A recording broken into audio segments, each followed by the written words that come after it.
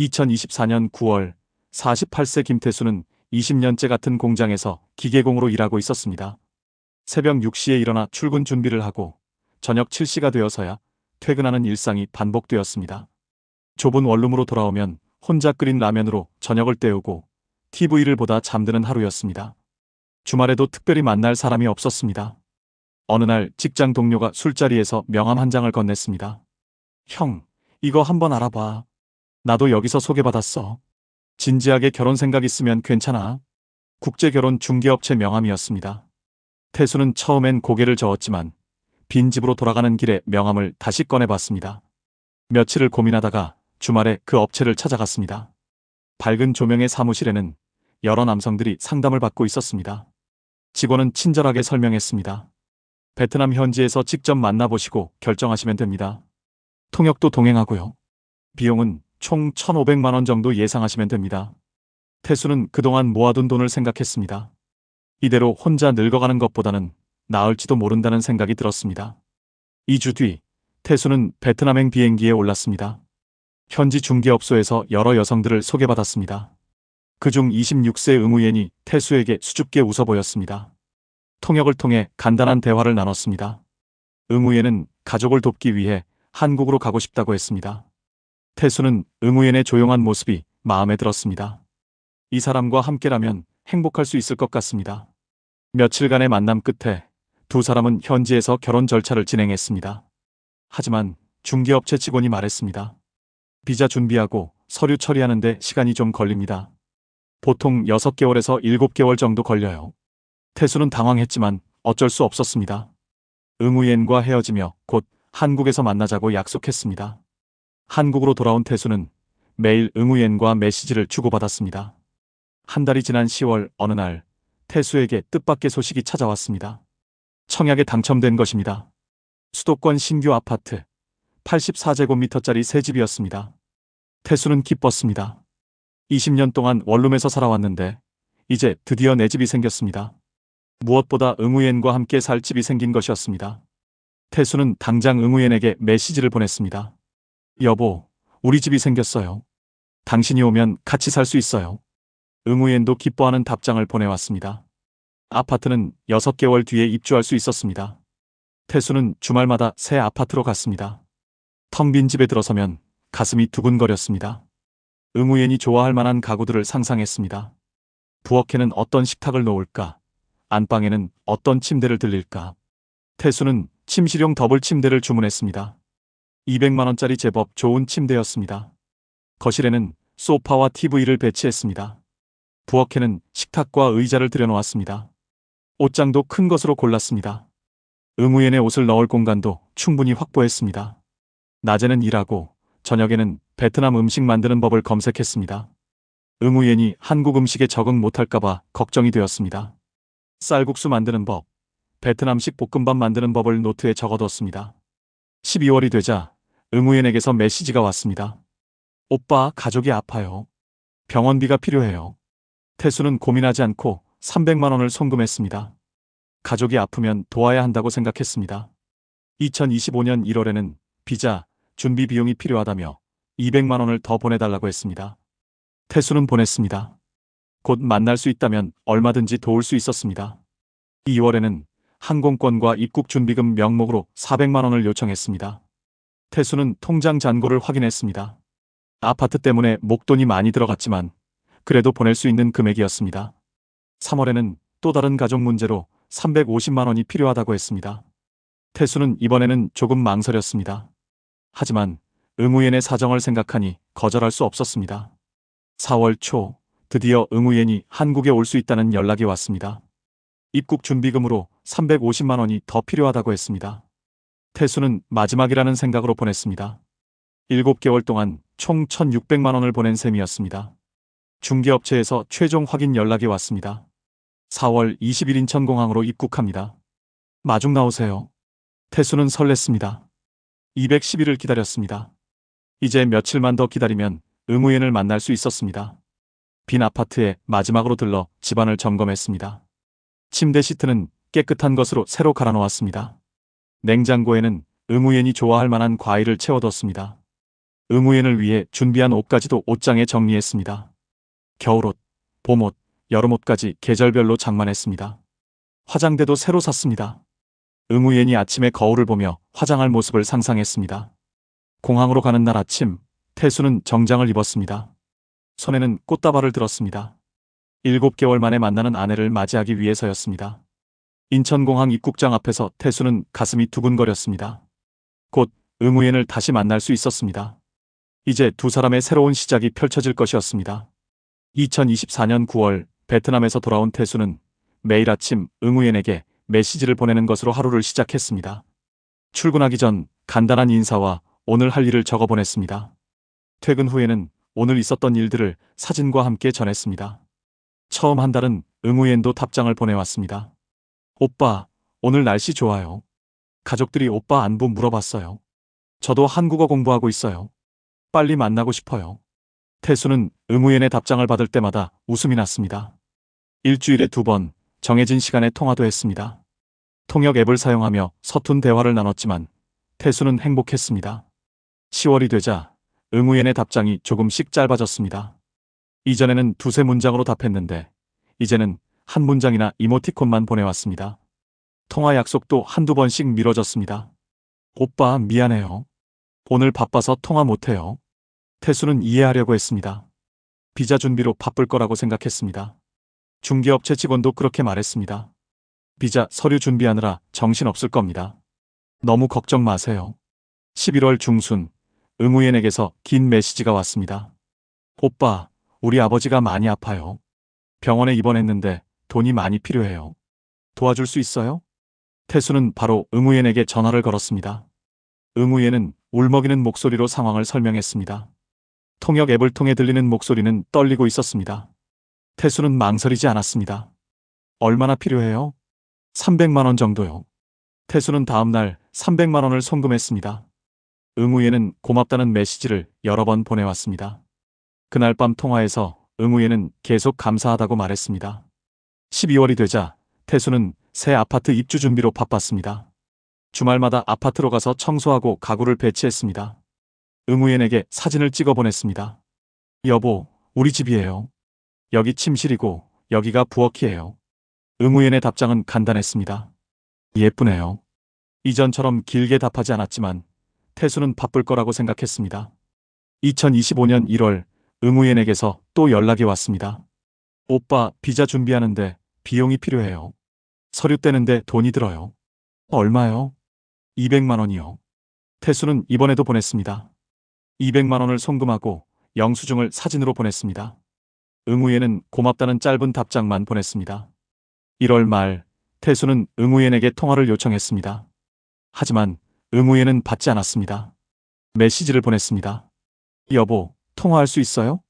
1시간 뒤에 답장이 왔습니다. 지금 바빠요. 나중에 할게요. 나중은 오지 않았습니다. 일주일 동안 응우엔은 전화를 받지 않았습니다. 태수는 불안했습니다. 중개업체에 전화를 걸었습니다. 비자 준비는 잘 되고 있나요? 네, 순조롭게 진행 중입니다. 조금만 더 기다리세요. 2월이 되자 응우엔에게서 또 메시지가 왔습니다. 오빠, 항공권 사야 해요. 그리고 한국 가서 쓸 돈도 필요해요. 얼마요? 400만 원이요. 태수는 통장 잔고를 확인했습니다. 아파트 입주 때문에 목돈이 많이 들어갔습니다. 하지만 400만 원은 보낼 수 있었습니다. 태수는 송금했습니다. 고마워요, 오빠. 응우엔의 답장은 점점 더 짧아졌습니다. 이제 메시지를 보내도 몇 시간이 지나서야 답장이 왔습니다. 읽지 않은 메시지 숫자가 늘어갔습니다. 태수는 매일 밤 일기를 썼습니다. 오늘도 응우엔에게 메시지를 보냈다. 답장이 없다. 바쁜가 보다. 곧 만날 수 있으니까 참자. 3월 초 응우엔에게서 급한 메시지가 왔습니다. 오빠, 어머니가 다쳤어요. 병원비가 필요해요. 도와주세요. 태수는 이번에는 조금 망설였습니다. 이미 900만 원을 보냈습니다. 하지만 응우엔의 사정을 생각하니 거절할 수 없었습니다. 얼마나 필요해요? 350만 원이요. 태수는 350만 원을 송금했습니다. 응우엔은 짧게 감사 인사만 했습니다. 통화를 요청했지만 응우엔은 받지 않았습니다. 4월 초 드디어 중개업체에서 연락이 왔습니다. 부인이 4월 20일에 입국합니다. 태수는 기뻤습니다. 210일을 기다렸습니다. 응우엔에게 메시지를 보냈습니다. 여보, 드디어 만날 수 있어요. 기다릴게요. 응우엔의 답장은 간단했습니다. 네. 며칠 뒤 응우엔에게서 마지막 요청이 왔습니다. 오빠, 입국 준비금 필요해요. 마지막이에요. 얼마요? 350만 원이요. 태수는 마지막이라는 생각으로 350만 원을 보냈습니다. 7개월 동안 총 1,600만 원을 송금한 셈이었습니다. 태수는 통장 잔고가 많이 줄어든 것을 보며 한숨을 쉬었습니다. 하지만 곧 응우엔을 만날 수 있다고 생각하니 괜찮았습니다.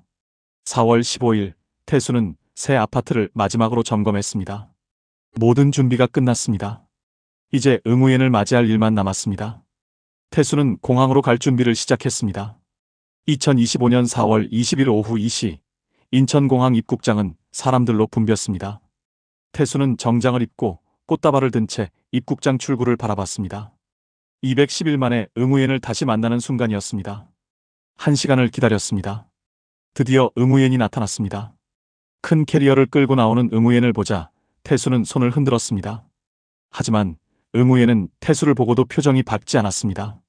미소도 없었습니다. 여보, 고생했어요. 태수가 꽃다발을 건넸습니다. 응우엔은 꽃다발을 받았지만 고맙다는 말도 하지 않았습니다. 그냥 고개만 살짝 숙였습니다. 집으로 갈까요? 피곤하죠?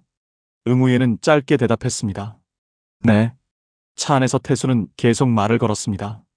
집 준비 다 했어요. 여보가 좋아할 것 같아요. 베트남 음식 재료도 사뒀어요.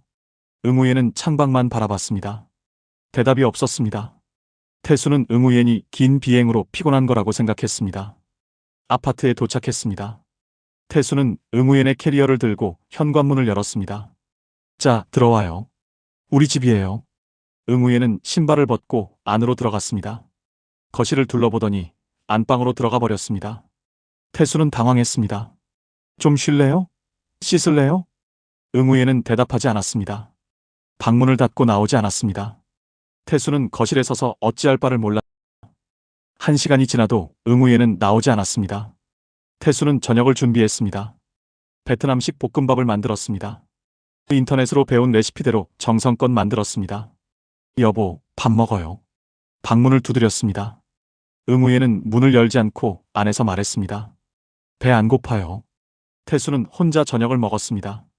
응우엔을 위해 만든 음식이었지만 혼자 먹으니 맛이 없었습니다. 밤 10시가 되어서야 응우엔이 방에서 나왔습니다. 부엌으로 가서 물을 마셨습니다. 태수가 다가갔습니다. 좀 나아졌어요? 뭐 필요한 거 있어요? 응우엔은 고개를 저었습니다. 다시 방으로 들어가려고 했습니다. 여보, 우리 얘기 좀 해요. 7개월 만에 만났잖아요. 응우엔은 돌아보지 않고 말했습니다. 피곤해요. 자고 싶어요. 응우엔은 방문을 닫았습니다. 태수는 거실 소파에 앉았습니다. 뭔가 잘못되고 있다는 느낌이 들었지만 시차 적응 때문이라고 스스로를 달랬습니다. 첫날 밤, 태수는 안방 침대 한쪽 끝에 누웠습니다. 응우엔은 반대편 끝에 누워 벽을 보고 있었습니다. 두 사람 사이에는 넓은 공간이 있었습니다. 태수는 말을 걸어볼까 했지만 응우엔의 등만 보였습니다. 다음 날 아침, 태수는 일찍 일어나 아침을 준비했습니다. 응우엔이 좋아할 만한 과일과 빵을 식탁에 차렸습니다. 여보, 일어났어요? 아침 먹어요. 응우엔은 방에서 나와 식탁에 앉았습니다. 하지만 거의 먹지 않았습니다. 휴대폰만 들여다봤습니다. 맛없어요? 다른 거 해줄까요? 응우엔은 휴대폰에서 눈을 떼지 않고 말했습니다. 괜찮아요. 태수는 출근 준비를 했습니다. 나 일하러 가야 해요. 저녁에 올게요. 심심하면 TV 봐요. 응우엔은 대답하지 않았습니다. 여전히 휴대폰만 보고 있었습니다. 태수는 하루 종일 일에 집중할 수 없었습니다. 응우엔 생각만 났습니다. 왜 저렇게 차갑게 구는지 이해할 수 없었습니다. 퇴근 시간이 되자 급히 집으로 향했습니다. 집에 돌아왔을 때 응우엔은 침대에 누워 있었습니다. 커튼을 다 쳐놓아서 방 안이 어두웠습니다. 여보, 나왔어요. 오늘 뭐 했어요? 응우엔은 대답하지 않았습니다. 태수는 불을 켰습니다. 응우엔은 침대에 누워 휴대폰을 보고 있었습니다. 하루 종일 침대에 있었어요? 밥은 먹었어요? 응우엔은 짜증스러운 표정으로 말했습니다. 좀 쉬고 싶어요. 왜 자꾸 물어봐요? 태수는 할 말을 잃었습니다. 응우예는 다시 휴대폰을 봤습니다. 셋째 날도 마찬가지였습니다. 응우예는 하루 종일 방에만 있었습니다. 태수가 말을 걸면 짧게 대답하거나 아예 대답하지 않았습니다. 식사도 거의 하지 않았습니다. 넷째 날 밤, 태수는 새벽 2시에 잠에서 깼습니다. 응우옌이 침대에 없었습니다. 거실로 나가보니 응우옌이 소파에 앉아 전화통화를 하고 있었습니다. 베트남어로 누군가와 길게 이야기하고 있었습니다. 태수는 베트남어를 알아듣지 못했지만 응우옌의 목소리가 전화통화 중에는 밝다는 것을 느꼈습니다. 웃는 소리도 들렸습니다. 태수와 있을 때는 한 번도 웃지 않던 응우옌이었습니다. 다섯째 날, 태수는 더 이상 참을 수 없었습니다. 퇴근 후 집에 돌아와 응우옌에게 물었습니다. 여보, 내가 뭘 잘못했어요? 왜 나한테 이래요? 응우옌은 눈도 마주치지 않고 말했습니다. 아무것도 아니에요. 그냥 좀 힘들어요. 뭐가 힘들어요? 말해줘요. 내가 도울 수 있잖아요. 응우옌은 침묵했습니다. 태수는 더 이상 물을 수 없었습니다. 응우옌의 차가운 태도에 태수는 무너지고 있었습니다. 여섯째 날 아침, 태수는 평소처럼 출근 준비를 했습니다. 응우옌은 방 안에 있었습니다. 태수는 출근하며 말했습니다. 저녁에 일찍 올게요. 같이 저녁 먹어요. 응우옌은 대답이 없었습니다. 태수는 무거운 발걸음으로 집을 나섰습니다. 뭔가 잘못되고 있다는 불안감이 점점 커졌습니다. 2025년 4월 26일 아침 6시, 태수는 평소처럼 알람 소리에 잠에서 깼습니다. 옆을 보니 응우옌이 없었습니다. 화장실에 간 거라고 생각했습니다. 하지만 화장실 불은 꺼져 있었습니다. 태수는 거실로 나갔습니다. 소파에도 없었습니다. 부엌에도 없었습니다. 여보? 대답이 없었습니다. 태수는 안방으로 다시 들어갔습니다. 옷장을 열어봤습니다. 응우옌을 위해 준비했던 옷들이 그대로 걸려 있었습니다. 응우옌이 베트남에서 가져온 옷도 그대로였습니다. 이상했습니다. 태수는 현관으로 갔습니다. 응우옌의 신발이 없었습니다. 가방도 없었습니다. 서랍장을 확인했습니다. 여권이 사라졌습니다. 응우옌의 휴대폰도 보이지 않았습니다. 태수는 심장이 빠르게 뛰기 시작했습니다. 응우옌이 나간 것이었습니다. 언제 나갔는지도 몰랐습니다. 어디로 갔는지도 몰랐습니다. 태수는 급히 휴대폰을 집어들었습니다. 응우옌의 번호로 전화를 걸었습니다. 전화는 꺼져 있었습니다. 메시지를 보냈습니다. 여보, 어디 있어요? 연락해요. 답장이 오지 않았습니다. 태수는 몇 번이고 전화를 걸었습니다. 모두 꺼져 있었습니다. 태수는 중개업체에 전화를 걸었습니다. 담당 직원이 받았습니다. 부인이 집을 나갔어요. 어디 갔는지 아세요? 직원은 당황한 목소리로 말했습니다. 저희도 연락이 안 됩니다. 확인해보고 연락드리겠습니다. 태수는 집안을 다시 살폈습니다. 응우옌이 무엇을 가져갔는지 확인하려고 했습니다. 옷장의 옷들은 대부분 그대로였습니다. 화장대의 화장품도 그대로였습니다. 응우옌은 여권과 휴대폰, 그리고 작은 가방만 들고 나간 것이었습니다. 태수는 경찰서에 전화를 걸었습니다. 제 아내가 사라졌습니다. 실종 신고하고 싶습니다. 경찰은 몇 가지 질문을 했습니다. 언제 사라졌습니까? 오늘 아침입니다. 제가 자는 사이에 나간 것 같습니다. 부인이 성인입니까? 네, 26세입니다. 가출 흔적이 있습니까? 다툼이 있었습니까? 아니요, 다툼은 없었습니다. 그냥 사라졌어요. 경찰은 차분하게 말했습니다. 성인의 자발적 가출은 수사 대상이 아닙니다. 며칠 기다려보세요. 연락이 올 수도 있습니다. 태수는 무너져 내렸습니다. 경찰도 도와줄 수 없었습니다. 태수는 출근도 하지 못하고 집에 앉아 있었습니다. 휴대폰을 계속 확인했습니다. 혹시 응우옌에게서 연락이 올까 싶어서였습니다. 오후가 되어도 연락이 없었습니다. 중개업체에서 전화가 왔습니다. 저희도 연락이 안 됩니다. 베트남 쪽에도 물어봤는데 모른다고 합니다. 태수는 무기력하게 앉아 있었습니다. 7개월을 기다렸습니다. 1,600만 원을 보냈습니다. 새 집을 준비했습니다. 하지만 응우옌은 6일 만에 사라졌습니다. 태수는 휴대폰을 들여다봤습니다. 응우옌과 주고받은 메시지들을 다시 읽어봤습니다. 뭔가 놓친 게 있는지 확인하고 싶었습니다. 그때 이상한 메시지를 발견했습니다. 4월 19일 응우옌이 한국으로 출발하기 하루 전에 보낸 메시지였습니다. 태수가 보지 못한 메시지였습니다. 오빠, 한국 가면 돈 더 필요해요. 800만 원 보내줄 수 있어요? 태수는 이 메시지를 보지 못했습니다. 당시 바빴던 탓에 확인하지 못한 것이었습니다. 응우예는 한국에 오기 전부터 돈을 더 요구하려고 했던 것입니다. 태수는 은행 앱을 열었습니다.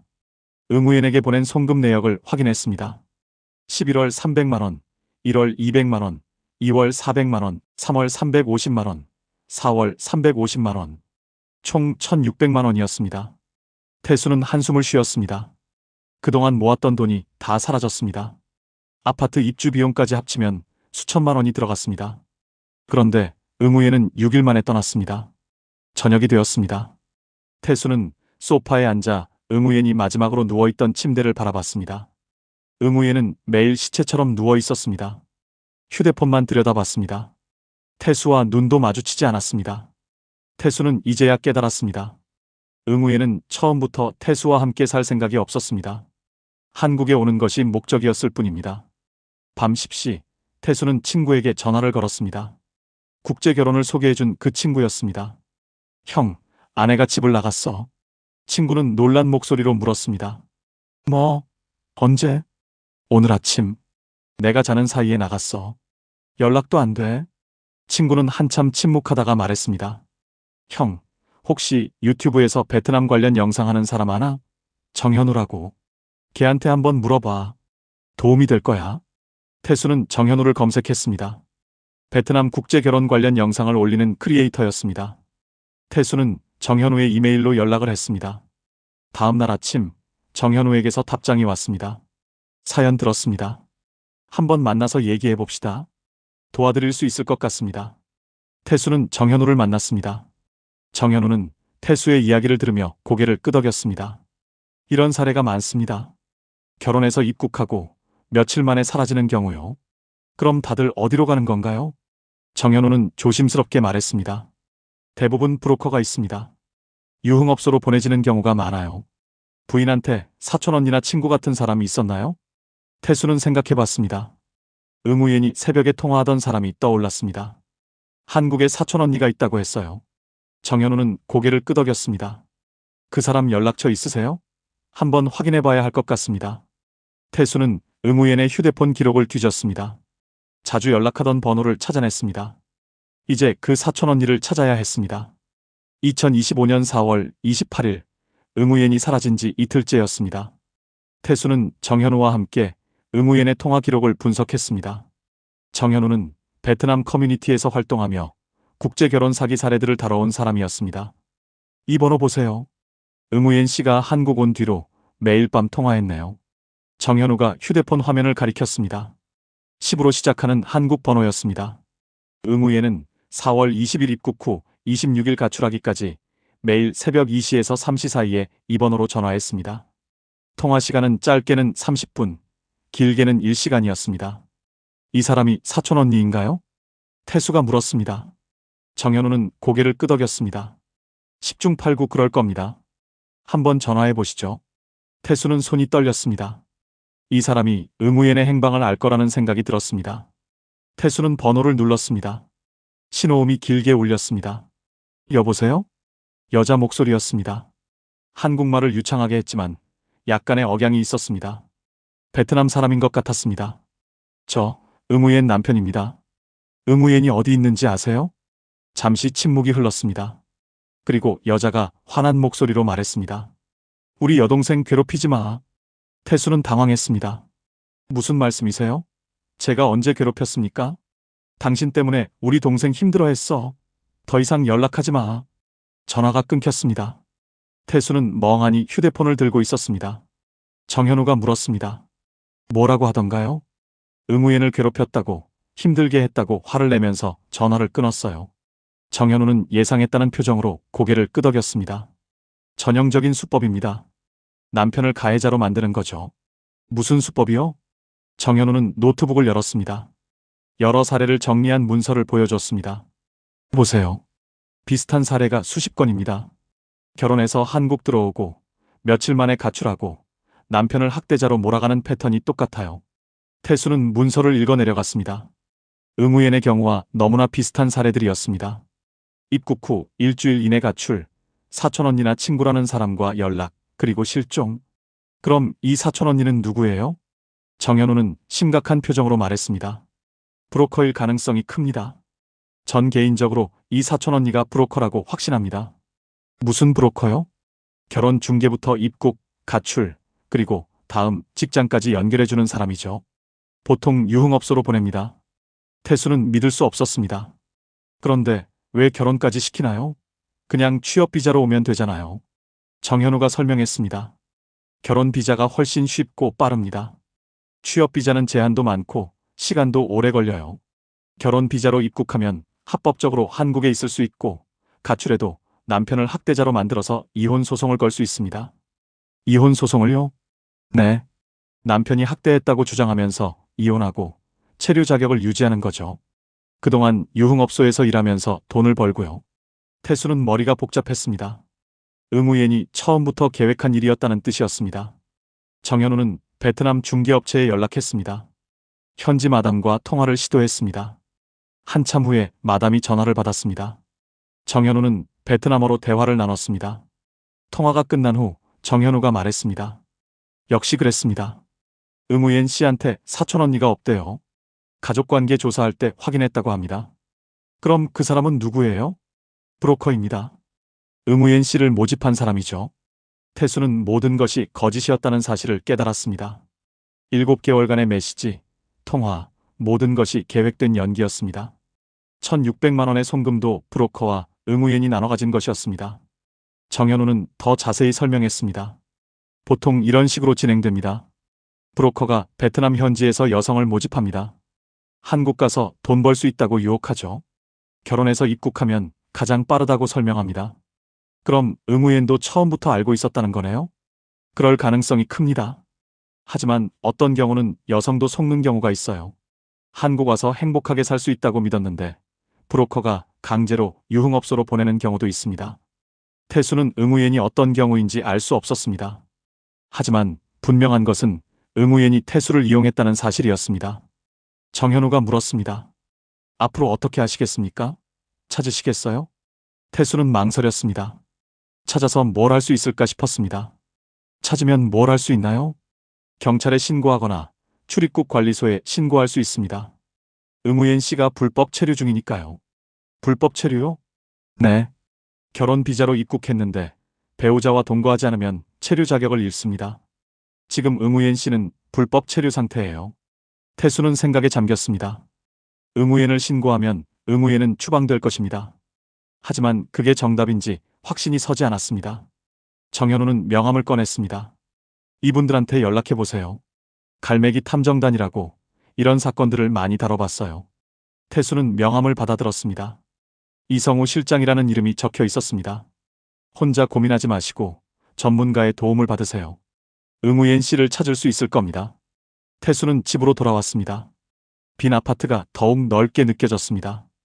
응우옌을 위해 준비한 모든 것들이 아직 그대로였습니다. 태수는 갈매기 탐정단에 연락하기로 결심했습니다. 응우옌을 찾아서 물어보고 싶었습니다. 왜 자신을 이용했는지, 왜 거짓말을 했는지. 2025년 5월 3일, 응우옌이 사라진 지 일주일이 지났습니다. 태수는 갈매기 탐정 사무소를 찾아갔습니다. 사무소는 서울 시내 작은 건물 3층에 있었습니다. 문을 열고 들어서자 이성우 실장이 맞아줬습니다. 태수 씨, 정현우 씨한테 이야기 들었습니다. 앉으세요. 태수는 의자에 앉아 지난 일주일간 있었던 일을 설명했습니다.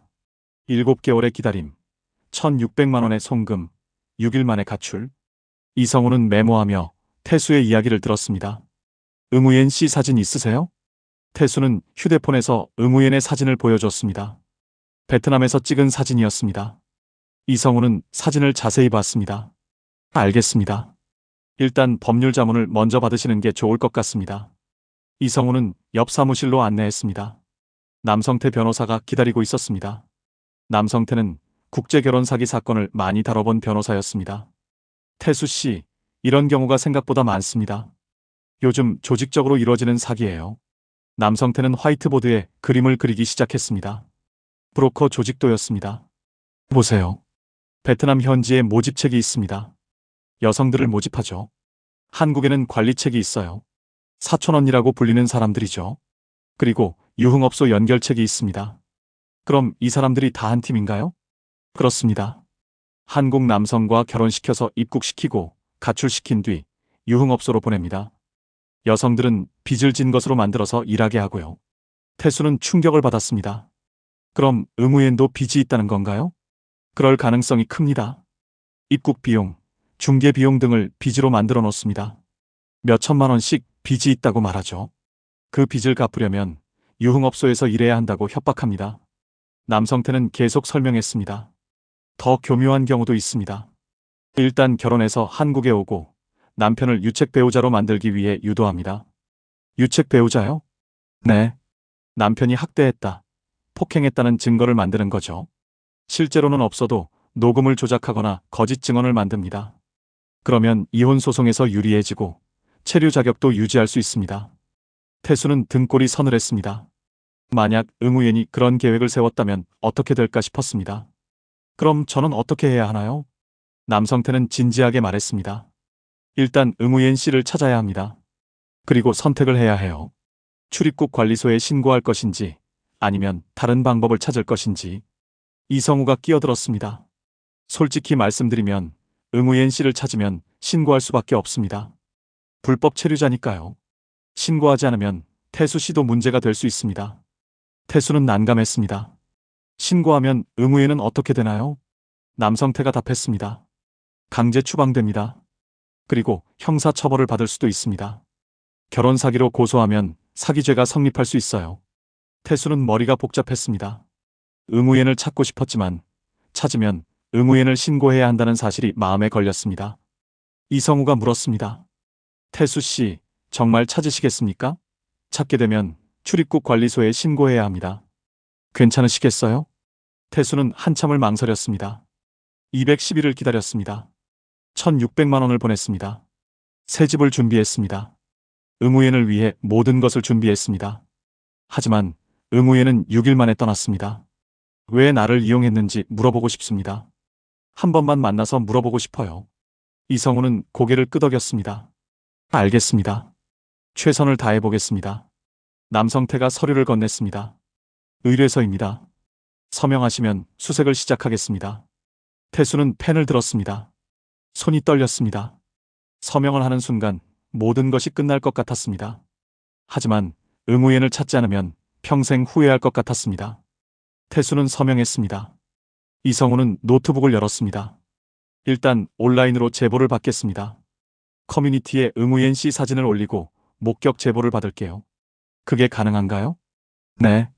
요즘 이런 사건들이 많아서 시민들이 적극적으로 제보해 주십니다. 특히 유흥업소 밀집 지역에서 목격되는 경우가 많아요. 이성우는 지도를 펼쳤습니다. 서울 시내 여러 지역에 빨간 점이 찍혀 있었습니다. 이 지역들이 유흥업소 밀집 지역입니다. 노래방, 단란주점, 룸살롱 등이 많아요. 베트남 여성들이 일하는 곳도 많습니다. 태수는 지도를 보며 가슴이 아팠습니다. 응우엔이 그런 곳에서 일하고 있을 거라는 생각이 들었습니다. 얼마나 걸릴까요? 빠르면 며칠, 늦으면 몇 주 걸릴 수도 있습니다. 목격 제보가 들어오면 바로 확인하러 가겠습니다. 이성우는 태수에게 명함을 건넸습니다. 연락 주시면 됩니다. 제보가 들어오는 대로 연락드리겠습니다. 태수는 탐정사무소를 나섰습니다. 거리를 걸으며 생각했습니다. 응우엔을 찾으면 어떻게 될까? 응우엔은 무슨 말을 할까? 미안하다고 할까? 아니면 화를 낼까? 태수는 집으로 돌아왔습니다. 빈 아파트는 여전히 조용했습니다. 응우엔이 누워있던 침대를 보며 태수는 생각했습니다. 왜 응우엔은 태수와 눈도 마주치지 않았을까? 왜 시체처럼 누워만 있었을까? 어쩌면 응우엔도 괴로워했던 건 아닐까? 하지만 태수는 알 수 없었습니다. 응우엔을 찾기 전까지는 아무것도 알 수 없었습니다. 태수는 휴대폰을 확인했습니다. 혹시 이성우에게서 연락이 올까 싶어서였습니다. 이제 응우엔을 찾는 일만 남았습니다. 2025년 5월 6일 응우엔이 사라진 지 10일째였습니다. 이성우에게서 전화가 왔습니다. 태수 씨, 제보가 들어왔습니다. 응우엔 씨로 추정되는 사람을 목격했다는 제보입니다. 태수는 심장이 빠르게 뛰었습니다. 어디서요? 서울 동북부 유흥업소 밀집 지역입니다. 한 노래방에서 일하고 있다는 제보예요. 지금 바로 가보시겠습니까? 네, 바로 가겠습니다. 태수는 급히 옷을 입고 밖으로 나갔습니다. 이성우가 지정한 장소에서 만났습니다.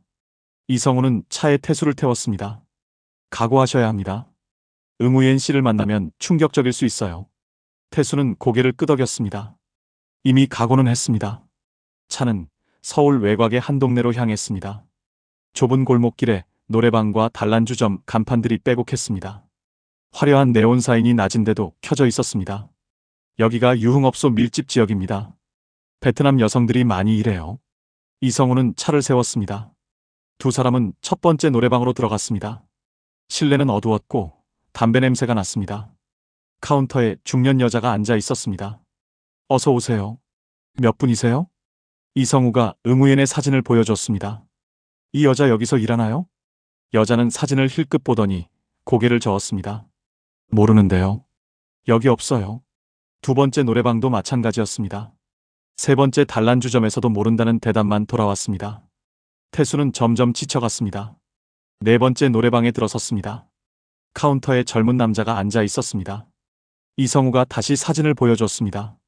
이 여자 아세요? 남자는 사진을 자세히 봤습니다. 잠시 망설이더니 말했습니다. 비슷한 애들 많아요. 요새 베트남 애들 많이 들어와요. 여기서 일하나요? 남자는 대답하지 않았습니다. 이성우는 명함을 건넸습니다. 탐정입니다. 실종자를 찾고 있어요. 협조해 주시면 감사하겠습니다. 남자는 명함을 받아들고는 안쪽을 가리켰습니다. 한번 보세요. 안에 있을 수도 있어요. 태수와 이성우는 안쪽 복도로 들어갔습니다. 여러 개의 방문이 닫혀 있었습니다. 복도 끝에서 여자들의 웃음소리가 들렸습니다. 직원 대기실 같았습니다. 문을 열었습니다. 네다섯 명의 젊은 여자들이 소파에 앉아 있었습니다. 짙은 화장을 하고 짧은 치마를 입은 여자 모두 베트남 여자들로 보였습니다. 태수는 응우옌을 찾았습니다. 소파 구석에 앉아 휴대폰을 보고 있는 응우옌이 보였습니다. 짙은 화장을 했지만 응우옌이 맞았습니다. 응우옌. 태수가 조용히 불렀습니다. 응우옌은 고개를 들었습니다. 태수와 눈이 마주쳤습니다. 응우옌의 얼굴이 창백해졌습니다. 오빠. 응우옌은 작은 목소리로 말했습니다. 다른 여자들이 수군거렸습니다. 태수는 한 걸음 다가갔습니다. 왜 이런 데 있어요? 집으로 가요. 응우옌은 고개를 숙였습니다. 대답하지 않았습니다. 그때 복도에서 누군가 들어왔습니다. 30대 중반으로 보이는 여자였습니다. 베트남 억양으로 한국말을 했습니다. 여기서 뭐해? 여자는 태수와 이성우를 노려봤습니다. 이성우가 말했습니다. 응우옌 씨 남편입니다. 아내를 데리러 왔습니다. 여자는 비웃었습니다. 남편? 웃기네. 응우옌, 이 사람이 남편 맞아? 응우옌은 대답하지 않았습니다. 여자는 태수에게 다가왔습니다. 빨리 나가. 여기서 소란 피우지 마.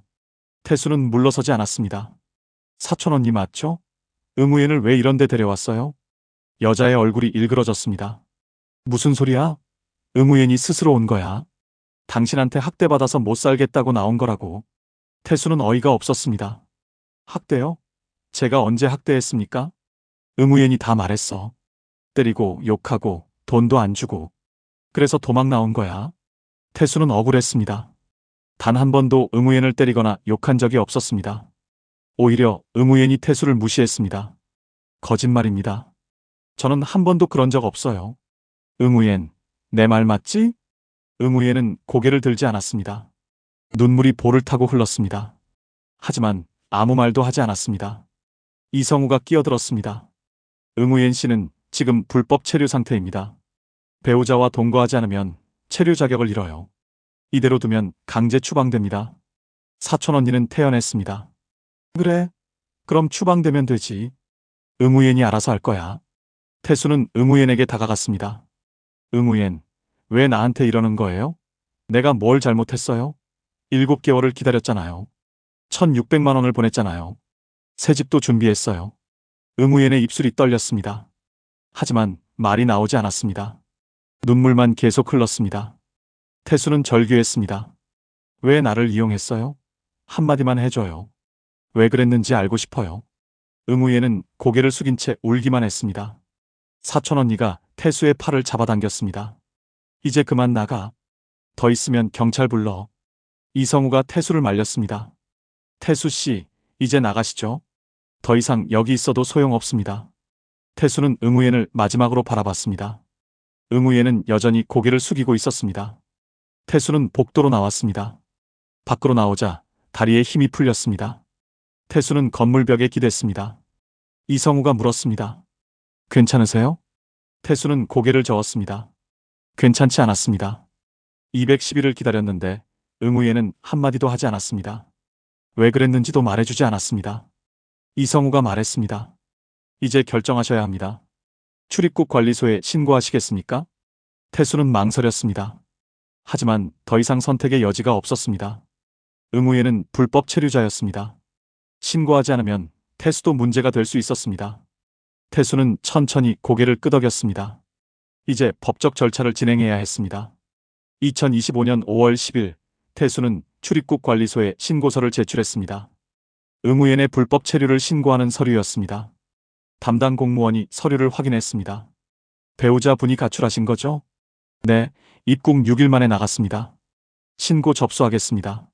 조사 후 강제 추방 절차가 진행될 겁니다. 태수는 서류에 서명했습니다. 손이 떨렸습니다. 이것으로 모든 것이 끝나는 것 같았습니다. 남성태 변호사 사무실로 갔습니다. 남성태는 법률 상담을 계속했습니다. 태수 씨, 사기죄로 고소할 수도 있습니다. 응우옌 씨가 처음부터 결혼할 의사가 없었다면 사기죄가 성립합니다. 고소하면 어떻게 되나요? 형사처벌을 받을 수 있습니다. 그리고 송금한 돈을 일부라도 돌려받을 가능성이 있어요. 태수는 생각했습니다. 1,600만 원은 큰 돈이었습니다. 하지만 고소한다고 돌려받을 수 있을지 확신이 서지 않았습니다. 브로커도 처벌받을 수 있나요? 남성태는 고개를 저었습니다. 어렵습니다. 증거가 부족해요. 사촌언니라는 사람이 정확히 무슨 역할을 했는지 입증하기 어렵습니다. 응우옌 씨가 증언해주면 가능하지만 그럴 가능성은 낮습니다. 왜요? 보통 브로커들이 여성들을 협박하거든요. 가족을 해치겠다든지 빚을 갚으라든지. 그래서 증언을 못합니다. 태수는 무력감을 느꼈습니다. 브로커는 처벌받지 않고 응우옌만 추방되는 것이었습니다. 5월 30일 출입국 관리소에서 연락이 왔습니다. 응우옌이 단속되었다는 소식이었습니다. 강제 추방 절차가 진행 중이라고 했습니다. 보름 후에 베트남으로 추방될 예정입니다. 태수는 고맙다고 말하고 전화를 끊었습니다. 이제 정말 끝이었습니다. 태수는 중개업체에 연락했습니다. 환불을 요구했습니다. 계약금 1,500만 원을 돌려받고 싶습니다. 담당 직원은 딱 잘라 말했습니다. 계약서를 보세요. 환불 조항이 없습니다. 저희는 결혼 중개만 했을 뿐이고 그 이후는 저희 책임이 아닙니다. 그래도 6일 만에 가출했잖아요. 이건 사기예요. 저희가 응우옌 씨를 가출하게 만든 게 아닙니다. 부부 문제는 저희가 관여할 수 없어요. 태수는 화가 났지만 어쩔 수 없었습니다. 계약서에는 정말 환불 조항이 없었습니다. 6월이 되었습니다. 태수는 사기죄 고소를 포기했습니다. 돈을 돌려받기 어렵다는 남성태의 말이 맞았습니다. 응우옌은 이미 추방되었고 사촌언니는 연락이 두절되었습니다. 정현우에게서 전화가 왔습니다. 태수 씨, 브로커 조직을 경찰에 신고했습니다. 수사가 진행 중이에요. 잡을 수 있을까요? 정현우는 한숨을 쉬었습니다. 어렵습니다. 증거가 부족해요. 사촌언니라는 사람도 이미 자취를 감췄고요. 이런 조직들은 금방 다시 생겨납니다. 그럼 또 다른 피해자가 나온다는 건가요? 안타깝지만 그렇습니다. 비슷한 피해자가 수십 명이에요. 다들 태수 씨처럼 7개월을 기다렸다가 며칠 만에 배신당합니다. 태수는 허탈했습니다. 자신만 당한 게 아니었습니다. 수십 명의 남자들이 같은 수법에 당했습니다. 하지만 아무도 처벌받지 않았습니다. 7월 태수는 새 아파트를 월세로 전환했습니다. 혼자 살기에는 너무 넓었고 유지비도 부담스러웠습니다. 응우옌을 위해 준비했던 가구들을 정리했습니다. 침대, 옷장, 화장대를 모두 처분했습니다. 작은 원룸으로 이사했습니다. 다시 혼자 사는 삶으로 돌아왔습니다. 20년간 살아온 삶이었습니다. 직장 동료들에게 자신의 이야기를 했습니다. 나 같은 일 당하지 마. 국제결혼 조심해. 브로커들이 조직적으로 사기치고 있어. 동료들은 놀랐습니다. 누구도 그런 일이 있는 줄 몰랐습니다. 태수는 자신의 경험이 다른 사람들에게 경고가 되길 바랐습니다. 2026년 4월 1년이 지났습니다. 태수는 여전히 같은 공장에서 일했습니다. 새벽 6시에 일어나 출근하고 저녁 7시에 퇴근했습니다. 혼자 끓인 라면으로 저녁을 때우고 TV를 보다 잠들었습니다. 외로움은 여전했습니다. 하지만 더 이상 국제 결혼을 생각하지 않았습니다. 48세 때 꿈꿨던 행복한 결혼 생활은 이제 49세가 된 태수에게 두려움으로 남았습니다. 어느 주말 태수는 예전에 살던 아파트 근처를 지나갔습니다. 새로운 입주민들이 이사를 오고 있었습니다. 젊은 부부가 아이를 안고 웃으며 집으로 들어갔습니다. 태수는 그 모습을 보며 생각했습니다. 자신도 그런 삶을 살 수 있다고 믿었습니다. 210일을 기다리며 꿈꿨던 모습이었습니다. 하지만 6일 만에 모든 것이 무너졌습니다. 그날 저녁 뉴스를 보다가 국제결혼 중개업체 광고를 봤습니다. 화려한 영상과 함께 행복한 커플 사진이 나왔습니다. 베트남 여성과의 행복한 결혼, 저희가 책임지겠습니다.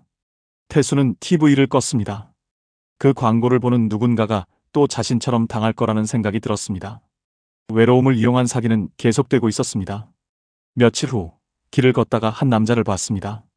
50대로 보이는 남자가 국제결혼 중개업소 앞에서 망설이고 있었습니다. 간판에는 화려한 문구가 적혀 있었습니다. 100% 성혼 보장, 평생 파트너를 찾아드립니다. 남자는 잠시 망설이다가 문을 열고 들어갔습니다. 태수는 그 모습을 보며 발걸음을 멈췄습니다. 들어가서 말려야 하나 싶었습니다.